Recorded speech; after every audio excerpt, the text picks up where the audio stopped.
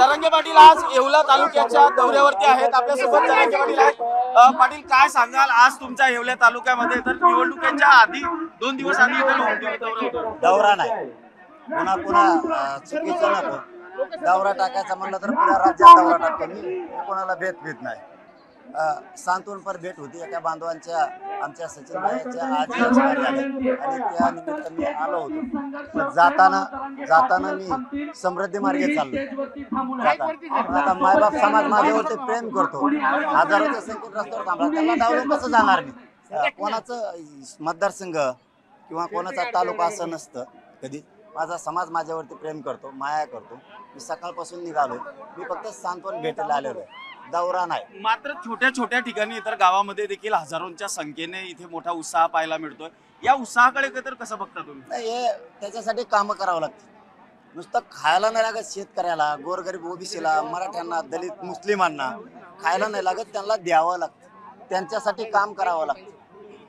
मी काम करतो, मुस्लिमांसाठी काम करतो, दलितांसाठी करतो, मराठ्यांसाठी करतो, धनगरांसाठी करतो, मायक्रो ओबीसीसाठी करतो, ओबीसीसाठी करतो। मी सगळ्यांसाठी सगळ्यांचं दुःख जाणून घेतो, म्हणून माझा समाज माझ्यावरती प्रेम करतो। मी कुठं सांगितलं कोणाला पाडा, समाज आता निवडणूक ज्याला पाडा त्याला पाडते, पण आरक्षणाला विरोध करणारे राज्यातले सगळ्यांना मराठी। येवल्यात येऊन तुम्ही आरक्षणाला विरोध करणाऱ्याला तर पाडा असं तर म्हणता तुम्ही, कसं पाहता? येवला काय कोणाच्या बापाचा आहे?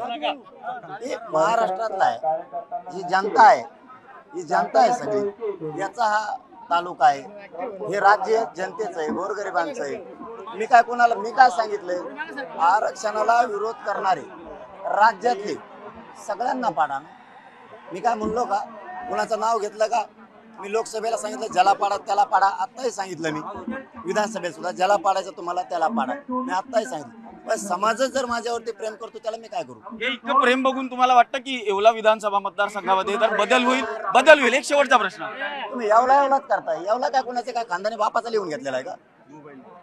ही पूर्ण महाराष्ट्र आहे आणि महाराष्ट्रात पण येवला आहे, ही गोरगरीब जनतेचा आहे, शेतकऱ्यांचा। इथं कांद्याचा प्रश्न आहे, इथं मक्याचा प्रश्न आहे, इथं द्राक्षांचा प्रश्न आहे, शेतकऱ्यांचा विदर्भात कापसाचा, सोयाबीनचा आहे, मराठवाड्याचा तसाच आहे, पश्चिम महाराष्ट्रात तसंच आहे की ऊसाचे प्रश्न आहेत। इथं गोरगरीब मराठा समाजासाठी मी काम करतो आणि गरिबांचे लेकरं मला मोठे करायचे।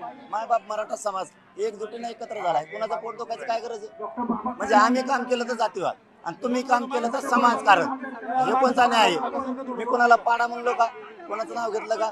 लोकसभेला सांगितलं पाडा, तुम्हाला ज्याला निवडून असेल त्याला निवडून, ज्याला पाडा त्याला पाडा।